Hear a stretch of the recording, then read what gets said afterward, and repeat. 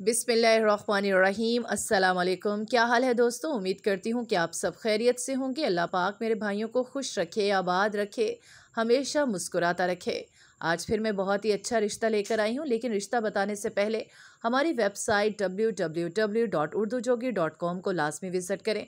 वहाँ आपको इस रिश्ते से मुतल्लिक तमाम इन्फॉर्मेशन मिल जाएगी। इसके अलावा और भी बहुत से अच्छे रिश्ते वहाँ आपको मिल जाएंगे। आज मैं अपने भाइयों के सामने एक बहुत ही अच्छा रिश्ता लेकर आई हूँ। बहुत ही पढ़ी लिखी सुलझी हुई लड़की का रिश्ता है। लड़की ने FA किया हुआ है। इसके अलावा लड़की ने सिलाई कढ़ाई के और खाना पकाने के दीगर कोर्सेज भी किए हुए हैं। लड़की बहुत ही सुलझी हुई, समझदार और खूबसूरत है।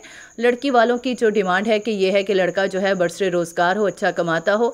लड़की की उम्र जो है वो सिर्फ और सिर्फ 23 साल है और लड़की बहुत ही प्यारी है, बहुत ही सुलझी हुई है और बहुत ही मजहबी है। तो वो चाहते हैं कि लड़का भी मजहबी हो, पढ़ा लिखा हो, नमाजी परहेज़ी हो, फैमिली छोटी सी हो और पाकिस्तान के किसी शहर से भी हो, बस मुसलमान हो, अहले सुन्नतुल वल जमात से ताल्लुक़ रखता हो।